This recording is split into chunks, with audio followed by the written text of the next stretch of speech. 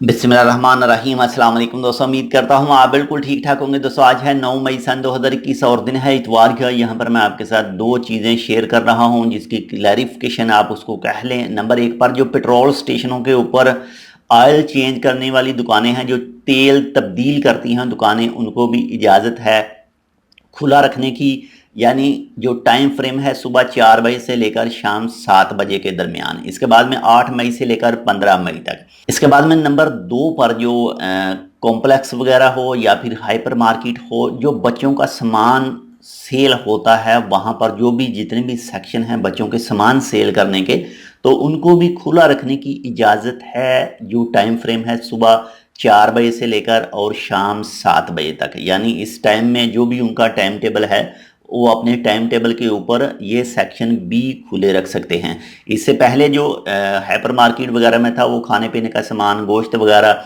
इसके बाद में जो भी सब्जियां और फल वगैरह थे उनको थी। और इसके हवाले से भी क्लैरिफिकेशन की गई है कि जो बच्चों का सामान है वो कॉम्प्लेक्स में हो, हाइपर मार्केट में हो, तो वो सेक्शन भी खुला रहेगा।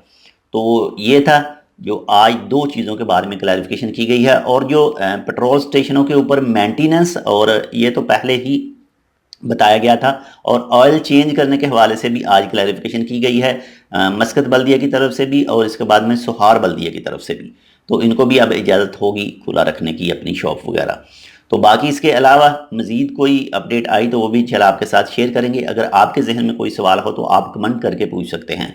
तो ये थी छोटी सी मालूमात। उम्मीद करता हूँ आपको पसंद आएगी। अगर आपको पसंद आए तो लाइक कर दीजिएगा। अगर आपने अभी तक हमारे ये channel Tech with Urdu subscribe नहीं किया, मज़ीद ऐसी ही अच्छी और मालूमाती वीडियोज़ के लिए, तब तक के लिए अल्लाह हाफिज़।